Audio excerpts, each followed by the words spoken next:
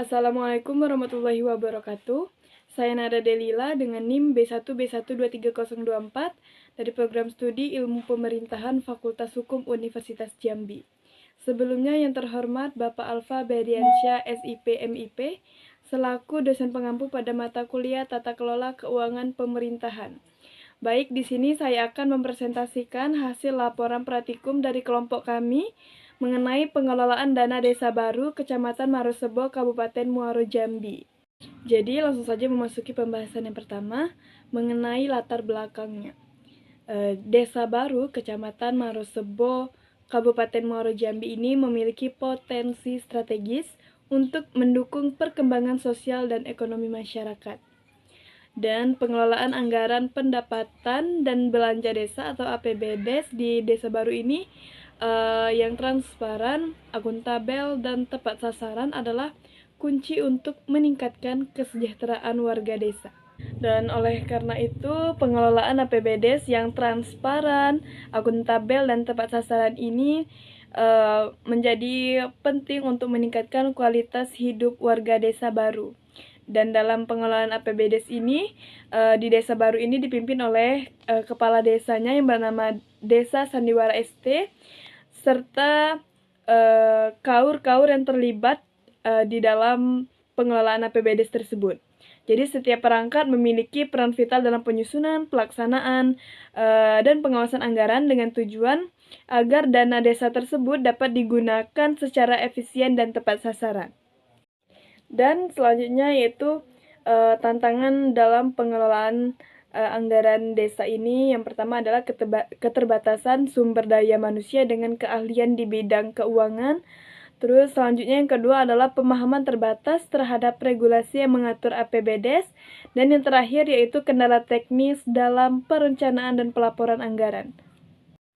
Jadi dengan beberapa tantangan tersebut membuat sering terhambatnya dalam hal optimalisasi penggunaan dana desa sehingga dibutuhkan pengelolaan yang lebih efisien dan transparan.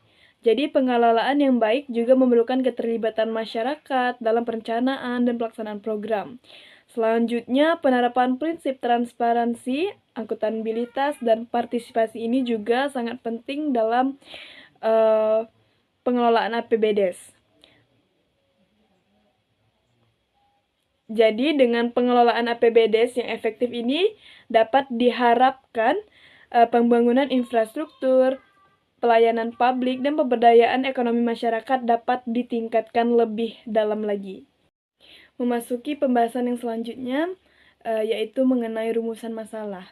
Yang pertama adalah akan membahas bagaimana proses perencanaan anggaran desa dilakukan untuk mendukung program unggulan, mengelola potensi risiko anggaran, serta melibatkan partisipasi aktif masyarakat. Yang kedua yaitu bagaimana pengelolaan pelaksanaan anggaran desa agar sesuai dengan tujuan dan target yang ditetapkan, termasuk dalam pengelolaan sisa anggaran dan cara mengatasi hambatan. Dan yang ketiga yaitu bagaimana mekanisme pencatatan dan dokumentasi transaksi keuangan desa, serta bagaimana teknologi informasi dimanfaatkan dalam meningkatkan akurasi dan efisiensi pencatatan keuangan desa.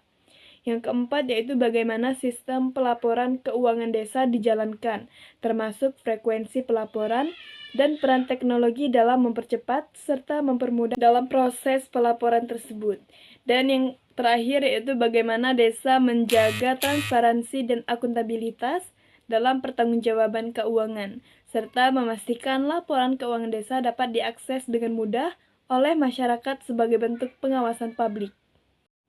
Memasuki pembahasan yang selanjutnya yaitu mengenai tujuan penelitian ini. Yang pertama, untuk mengetahui dan memahami proses perencanaan anggaran desa dalam mendukung program unggulan, serta bagaimana mengelola risiko anggaran dan melibatkan masyarakat dalam setiap tahap perencanaan. Yang kedua adalah menganalisis pelaksanaan penggunaan anggaran desa agar sesuai dengan target yang telah ditetapkan, serta mempelajari bagaimana cara pengelolaan sisa anggaran dan mengatasi hambatan dalam pelaksanaan program. Yang ketiga adalah mengevaluasi mekanisme pencatatan transaksi keuangan desa, serta melihat sejauh mana teknologi informasi dimanfaatkan untuk meningkatkan akurasi dan efisiensi pencatatan tersebut. Yang keempat, memahami sistem pelaporan keuangan desa, termasuk frekuensi pelaporan yang dilakukan, serta peran teknologi dalam mempercepat dan mempermudah proses pelaporan. Dan yang kelima, yaitu mengevaluasi transparansi dan akuntabilitas dalam pertanggungjawaban keuangan desa, serta memastikan aksesibilitas laporan keuangan bagi masyarakat sebagai bentuk pengawasan dan partisipasi publik. Memasuki pembahasan selanjutnya yaitu pada metode penelitian. Jadi metode penelitian yang kami gunakan di sini adalah pendekatan kualitatif dengan langkah-langkah. Yang pertama yaitu wawancara, dilakukan dengan perangkat desa seperti sekretaris desa dan kepala dusun. Jadi data observasi ini dikumpulkan melalui wawancara langsung dengan responden pihak terkait yaitu sekretaris desanya yang bernama Bapak M. Arifin. Jadi wawancara ini dilakukan dengan mengajukan beberapa pertanyaan yang terstruktur untuk mendapatkan informasi yang relevan dan mendalam. Jadi pewawancara menjaga suasana wawancara yang nyaman dan mencatat serta merekam informasi yang diperoleh. Yang kedua adalah dokumentasi. Jadi ini mengumpulkan data berupa laporan, arsip, dan bukti pendukung lainnya. Dan yang ketiga yaitu dengan observasi. Jadi mengamati langsung pengelolaan keuangan desa. Dan sumber data meliputi data primer yaitu berupa wawancara dan observasi. Dan yang selanjutnya adalah data sekunder berupa dokumen desa. Langsung saja memasuki pada bagian pembahasan. Yang pertama akan membahas mengenai perencanaan anggaran desa. Jadi dalam perencanaan anggaran desa ini meliputi 3 bagian. Yang pertama identifikasi kebutuhan desa yang berupa musyawarah desa atau musdes dan forum dusun. Selanjutnya kebutuhan dituangkan dalam rencana kerja pemerintah desa atau RKPDes. Jadi dalam tahap ini dalam perencanaan anggaran melakukan musyawarah desa atau musdes dan forum dusun, dan dalam forum ini masyarakat desa menyampaikan kebutuhan mereka yang akan dituangkan dalam RKPDes tersebut. Yang kedua yaitu penyusunan rancangan anggaran berupa penyusunan APBDes berdasarkan hasil musyawarah, fokus pada infrastruktur, pemberdayaan masyarakat dan ketahanan pangan dan BLT. Jadi di sini berdasarkan hasil musyawarah, perangkat desa dan tim anggaran desa akan menyusun rencana anggaran pendapatan dan belanja desa atau APBDes. Dan rancangan ini mencakup berbagai sektor seperti pembangunan infrastruktur, pemberdayaan masyarakat, ketahanan pangan, dan bantuan langsung tunai atau BLT. Selanjutnya yang ketiga adalah transparansi anggaran berupa rincian anggaran yang dipublikasikan melalui baliho di area strategis dan membuat informasi tentang insentif dan biaya pembangunan. Jadi dalam transparansi anggaran ini diharapkan agar masyarakat dapat memantau penggunaan anggaran desa, akan dipasang baliho yang memuat rincian anggaran, pembagian insentif, biaya pembangunan, dan detail lainnya. Dan di area yang mudah dijangkau oleh masyarakat seperti di depan kantor desa atau tempat-tempat umum lainnya. Selanjutnya pada pembahasan yang terakhir yaitu mengenai sumber dana berupa dana desa sebagai sumber utama dan kolaborasi dengan BUMDes dan potensi wisata sebagai pendapatan tambahan. Memasuki pembahasan selanjutnya yaitu mengenai pelaksanaan anggaran desa. Jadi yang pertama adalah implementasi program. Berupa program ini yang dilaksanakan sesuai prioritas yang telah ditentukan. Selanjutnya fokus pada pembangunan jalan lingkungan, perkebunan, ketahanan pangan, dan pengelolaan wisata desa seperti Lubuk Penyengat. Jadi setelah anggaran disetujui, program-program desa akan dilaksanakan sesuai dengan prioritas yang telah ditentukan. Beberapa program utama meliputi pembangunan jalan lingkungan, perkebunan, ketahanan pangan, dan pengelolaan wisata desa, yaitu seperti Lubuk Penyengat. Selanjutnya adalah keterlibatan masyarakat. Berupa masyarakat ini yang dilibatkan dalam setiap tahap pembangunan dan pengelolaan kegiatan. selanjutnya, peran masyarakat juga mencakup tenaga kerja dan partisipasi dalam musyawarah. Yang ketiga yaitu pengelolaan infrastruktur, berupa infrastruktur yang dibangun dengan tenaga kerja lokal dan sesuai anggaran. Selanjutnya, penggunaan anggaran dicatat rinci dan terbuka untuk pemeriksaan masyarakat. Masuki pembahasan selanjutnya yaitu mengenai penata usahaan anggaran desa. Yang pertama, dokumentasi keuangan, berupa semua transaksi keuangan, yaitu pendapatan dan pengeluaran yang dicatat dengan teliti oleh KAUR Keuangan. Selanjutnya, sistem akuntansi sederhana dan transparan digunakan agar laporan mudah dipahami oleh masyarakat. Selanjutnya yang kedua adalah pencatatan anggaran, berupa setiap program tercatat dalam buku kas dan laporan pengeluaran. Selanjutnya, laporan rutin disampaikan dalam musyawarah desa untuk memastikan pemantauan anggaran. Jadi, dalam pencatatan anggaran ini, setiap program yang dijalankan harus tercatat dalam buku kas dan laporan pengeluaran, serta dilaporkan juga secara rutin dalam musyawarah desa. Hal ini bertujuan agar penggunaan anggaran dapat dipantau dan diawasi.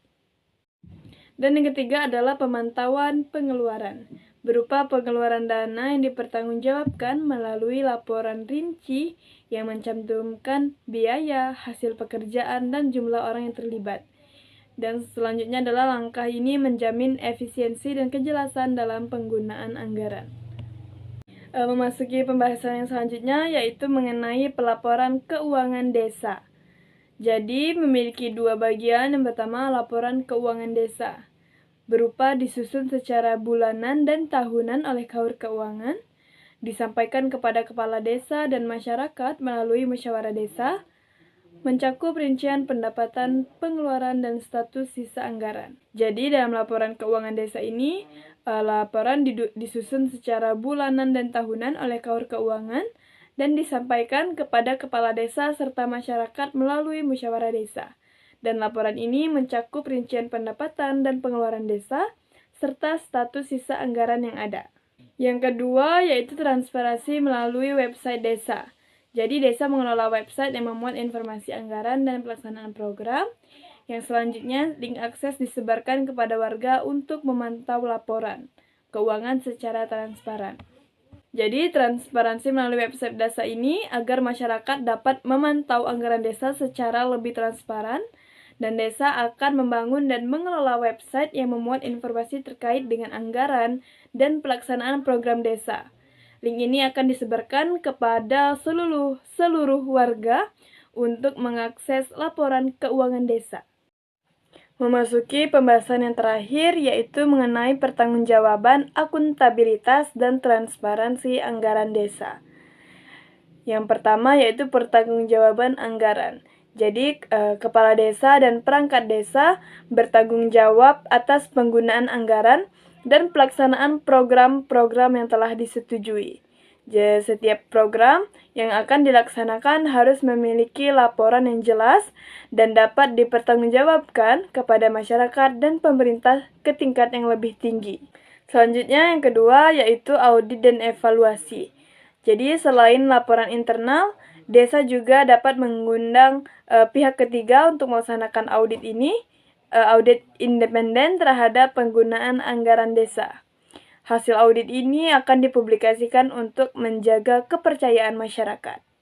Dan yang terakhir yaitu sanksi dan tindak lanjut jika terdapat ketidaksesuaian atau penyalahgunaan anggaran.